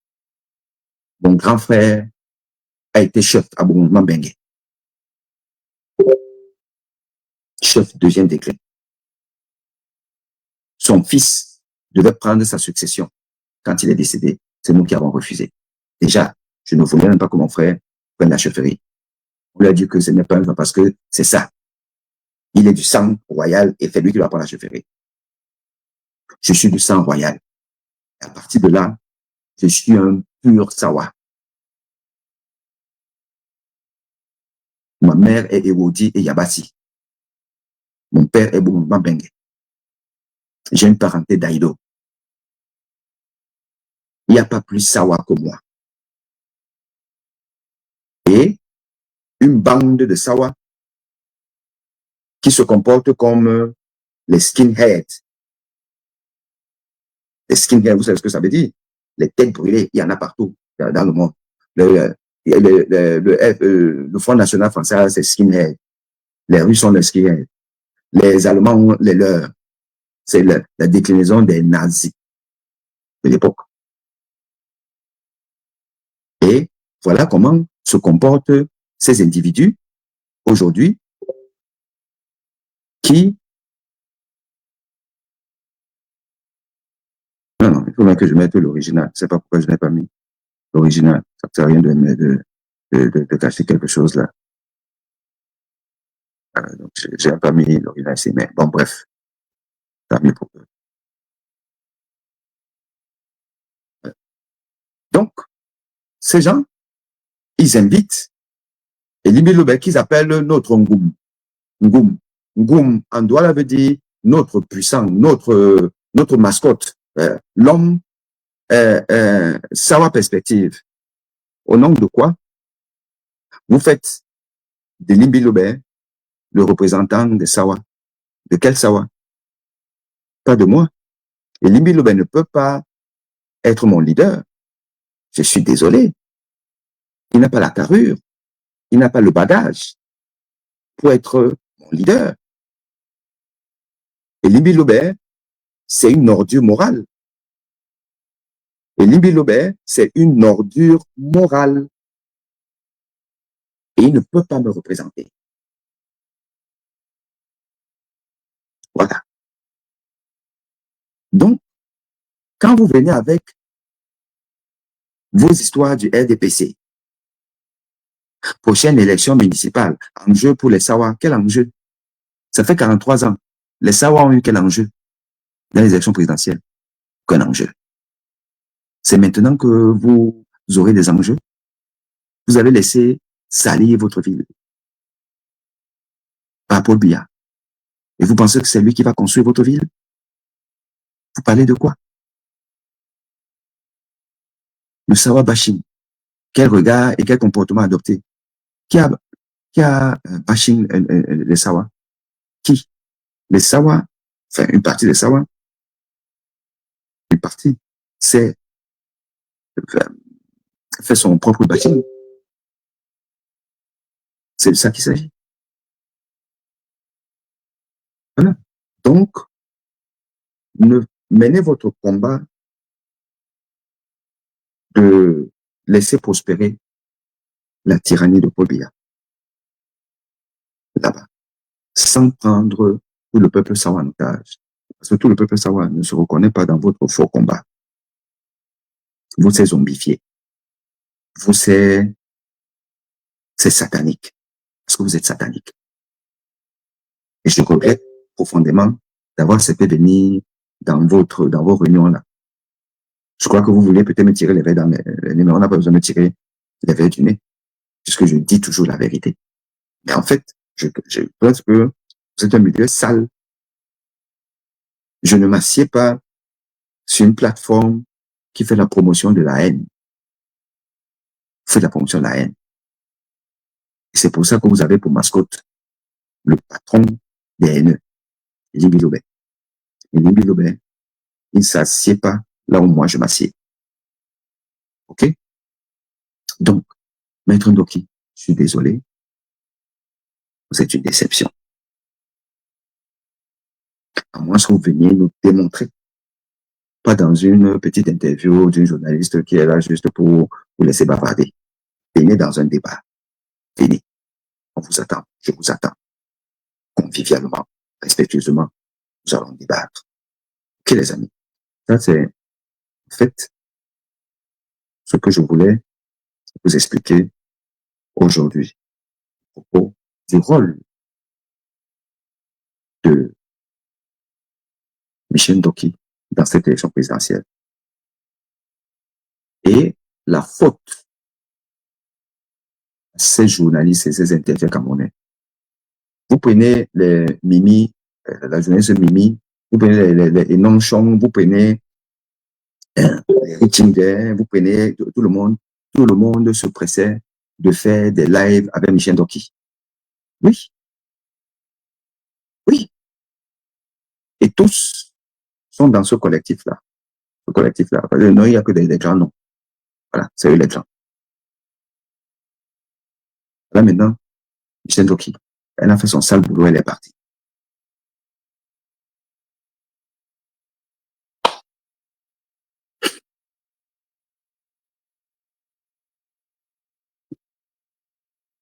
Samuel Ebomé, merci, merci. Et merci à tous les Sawa qui pensent comme moi, et qui sont contre ce qui se fait par cette bande de Sawa. Et d'ailleurs, nous allons créer à mon initiative, si vous le permettez, nous avons créé un collectif de Sawa, des dignes Sawa, qui défendent la vraie vision des Sawa. Parce que le Sawa n'est pas l'image de l'Imbilobe. Le Sawa n'est pas l'image de ce fameux collectif-là que vous voyez. Non. Le Sawa est plus digne que ça. Le Sawa, c'est quelqu'un qui sait accueillir. Le Sawa, c'est quelqu'un qui est noble. Un homme noble ne peut pas s'accommoder de Paul Biya. Je suis désolé. Un homme noble ne peut pas s'accommoder d'un villageois comme Paul Biya. Paul Biya, c'est un villageois. Et c'est un méchant villageois. Les Douala ont toujours accueilli les gens. Tout le monde a grandi à Douala. Dans les familles Douala, il y a toujours eu des étrangers qui étaient fondus là-dedans. C'est pas ce que nous voyons. Le Sawa n'a jamais été sale. Si la ville de Sawa est sale, c'est en partie dû au Sawa. Tous les délégués du gouvernement au Cameroun, enfin, dans la ville de Douala, sont des Douala. Voilà, c'est facile de dire que oh, c'est des étrangers qui sont venus. Non, l'étranger vient se comporter dans votre ville telle que votre ville est. C'est ça. Il y a des Bamileke à Abidjan, hein. Il y a des Bamileke à Paris. Il y a des Bamileke dans le monde entier. Il y a des Bamileke à Kigali, hein. Et Kigali, c'est la ville la plus propre du monde. Voilà. Et le super maire de Douala n'a jamais été un Bamileke, hein. Donc, attention. Allez, je vais vous laisser.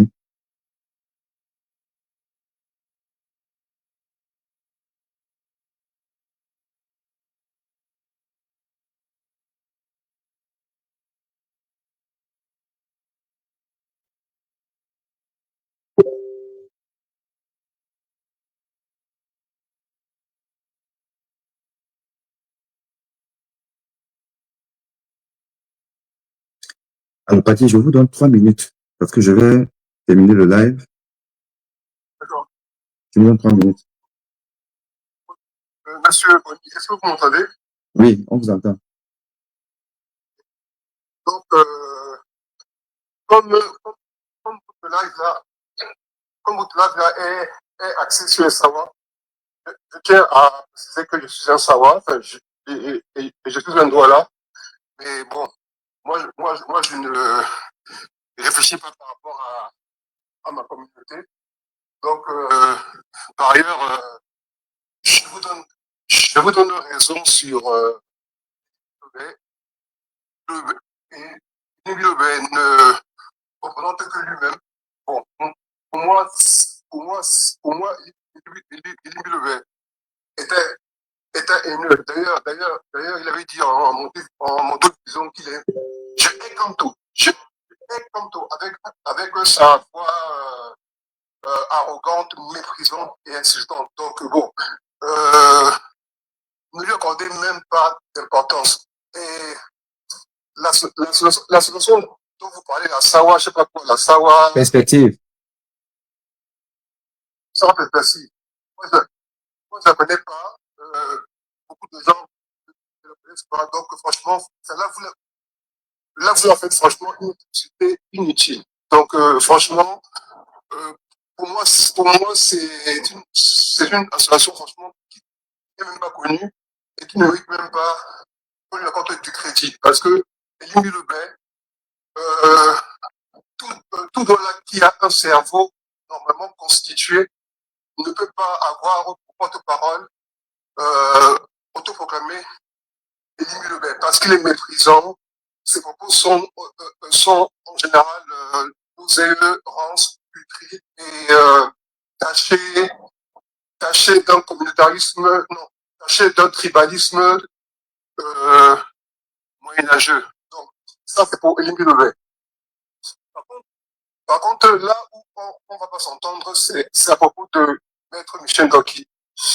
Vous savez, moi, je vous suis souvent franchement, professeur, vous êtes quand même une sommité. Vous êtes un scientifique.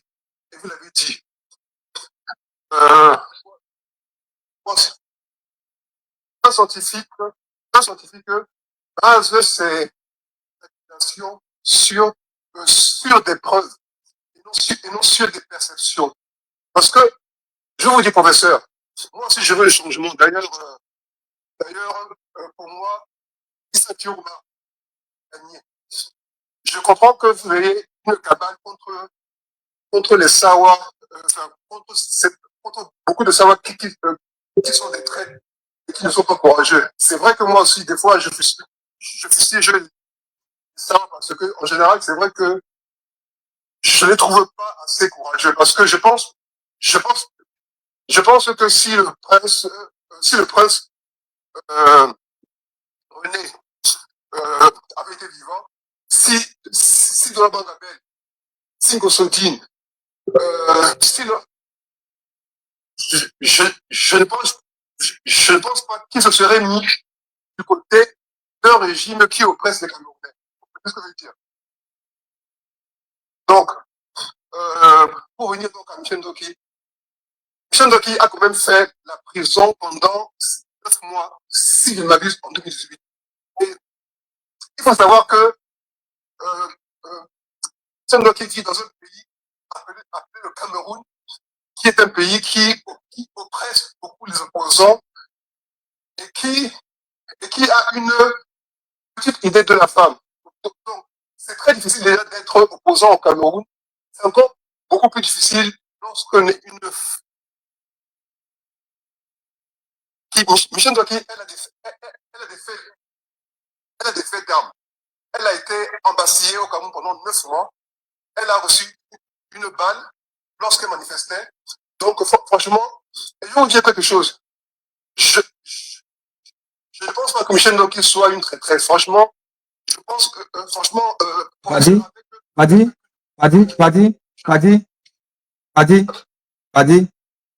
permettez-moi de vous relancer rapidement et puis on va vraiment clore. Donc, quand vous allez reprendre la parole, soyez vraiment droit au but, dites l'essentiel. Parce qu'en fait, vous voyez, vous me reprochez, regardez, vous me reprochez d'être sur une perception et pas des faits. Vous me reprochez ça. Or, depuis que vous parlez, par exemple, Michel Ndoki, vous ne nous parlez que de perception, vous ne parlez pas des faits. Vous nous renvoyez vers le passé. Elle a reçu une balle et tout. Je pense que, sauf si vous êtes venu dans ce lifestyle, je pense que les gens reconnaîtront que j'ai eu l'honnêteté de donner le parcours de Michel Ndoki, où j'ai dit que moi-même, j'étais en admiration. Je vous ai même rappelé que je suis allé la voir en prison. À un moment donné, il faut vraiment savoir restituer les faits. Je vous ai dit que Michel Ndoki nous a rappelé que si nous étions nombreux dehors, elle n'aurait pas eu la balle. Donc, j'ai rappelé ça là. Donc, ça ne sert à rien de répéter ce que moi, j'ai déjà dit. Quand vous venez intervenir, intervenez, attendez, laissez-moi un peu terminer. Intervenez sur ce que je n'ai pas dit et que j'aurais dû dire. Voilà. Et donc, soyez sur les faits concrets par rapport à son rôle dans l'élection 2025. Le 2018, c'est passé, c'est pas de ça qu'on parle. Là, maintenant, sur son interview, sur ce qu'elle a dit, en quoi elle a raison et en quoi moi, je n'ai pas été factuel. C'est ça qui est important. C'est vrai que le live en cours, mais j'ai quand même suivi quelques notes de motivation à son compte. Donc, pour 2025, moi, je suis interview de Michel Ndoki. Je ne sais pas si j'ai suivi l'interview entière, mais j'ai suivi en fait comment dirais-je, un extrait où elle disait qu'elle était de nouveau en exil en Côte d'Ivoire. Hein, d'accord? Bon. Et qu'elle s'est tracassée pour aller en Côte d'Ivoire. Elle a été aidée par des personnes bienveillantes. Voilà, bref. Donc, que à cause de cette prise de position, et elle a dit dans son interview que d'après les PV qu'elle a eu, comment dirais-je, et d'après les scrutateurs qu'elle a eu en fait avec son organisme Tissola, d'après elle, le vainqueur vainqueur, c'est Issa Chiroma. Moi, ce que je suis dans une interview récente, hein. Non, alors, Padi, malheureusement, hein, je vais malheureusement être obligé d'écouter votre... Ça veut dire que vous n'avez pas suivi mon live. Parce que en réalité, j'ai montré ici, là, j'ai projeté l'interview sur un média ivoirien, 14 minutes. J'ai montré ça là, les gens ont écouté. Et j'ai là relevé les incohérences relevées par Michel Ndoki. Très honnêtement, hein, moi, je suis quelqu'un d'assez structuré. Je crois que, parce que je vais revenir sur le cas Ndoki de toutes les façons, peut-être ce soir, peut-être demain, soyez connectés, je vais vous annoncer avant et on va reparler de ça là. Vous avez peut-être, vous aurez le temps de peaufiner votre défense parce que là, j'avoue que vous n'avez pas assez d'arguments pour venir me tenir la controverse sur ce point-là, simplement parce que vous n'avez pas suivi le live, vous n'avez pas suivi toute l'interview de Ndoki que j'ai projeté et vous n'avez pas suivi les arguments que j'ai donnés. Et je dis encore ceci là, et j'insiste là-dessus. Michel Ndoki nous dit que de manière subliminale, et ça c'est un fait, elle nous dit que Issa Chiroma n'a probablement pas gagné. Parce que l'élection, ce n'est pas simplement les PV qu'on a vus à la télé. C'est tout le reste qu'on n'a pas vu. Et que sur tout le reste là, c'est important. Elle nous dit ça. Et elle nous rappelle que le Conseil constitutionnel est celui qui doit dire qui a gagné. Et que le Conseil constitutionnel dit que c'est Paul Biya. Elle s'en tient à ça. Or, c'est pour ça que j'ai aussi montré l'interview de Billon. Billon dit que le Conseil constitutionnel est dans l'illégalité. C'est ça qui est vrai. Et vraiment, je suis désolé, je vais devoir arrêter. Je ne suis pas sûr que vous ayez suffisamment de moyens aujourd'hui là. Prenez le temps, revenez, mais vous n'avez pas les moyens pour me démontrer que je n'ai pas raison sur ce point, honnêtement.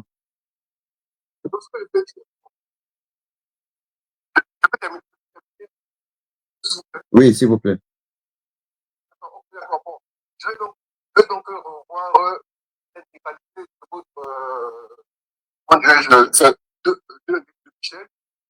Mais le peu que j'ai vu, moi j'ai vu des accusations vraiment qui relèvent du macartisme. Enfin, le macartisme, c'était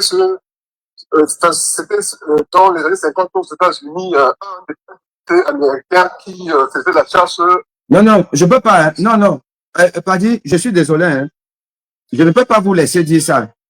Je peux pas vous laisser dire ça parce que c'est un peu comme je sais pas trop, un juge qui vient juger une affaire dont il a écouté juste 30% de tout le déroulé de la plaidoirie et tout là. Ce n'est pas possible. Soyez donc, puisque vous faites même des références intellectuelles, soyez intellectuel jusqu'au bout. Vous ne pouvez pas venir juger ce que j'ai dit alors que vous n'avez pas tout écouté. Vous avez pris le truc en retard. Honnêtement, c'est pas possible. D'accord. Je vais donc et après, je vais revenir. Oui, réécoutez d'ailleurs, cette émission, elle est enregistrée. Peut-être pas sur TikTok, mais sur YouTube et sur Facebook, elle est enregistrée. Vous écoutez tout ce que j'ai dit sur Michel Ndoki, et je peux vous avouer que là, quand vous regardez les commentaires, il y a très peu de gens qui ont l'impression que je suis pas objectif. Moi, je me veux quelqu'un de, je peux me tromper, mais je me veux quelqu'un, et j'ai structuré le débat dès le début jusque là, et j'ai expliqué même aux gens pourquoi est-ce que j'ai refusé d'appartenir à ce collectif pour avoir entre autres mis Michel Ndoki, parce que j'ai des arguments objectifs pour estimer que déjà la morale, retenez-le, la morale voudrait que un être humain normalement constitué ne puisse pas émettre même un doute sur le fait que Paul Biya ne peut pas gagner cette élection. Ce n'est pas possible. Déjà, parce que on a quand même vu des tricheries. On a vu des tricheries en faveur de Paul Biya. Déjà, même depuis le contentieux préélectoral. Donc, on voit Elekam qui a la sorte de Paul Biya. Ne serait-ce que ça, déjà, ça élimine Paul Biya. Ça élimine Paul Biya. À un moment donné, seront sérieux dans la vie. Bon. Donc, à partir de là, Michel Ndoki qui émet un doute, c'est anti-populaire, c'est anti-républicain, c'est contre le peuple. Paul Biya ne peut pas diriger un pays plus de 43 ans. Soyons sérieux.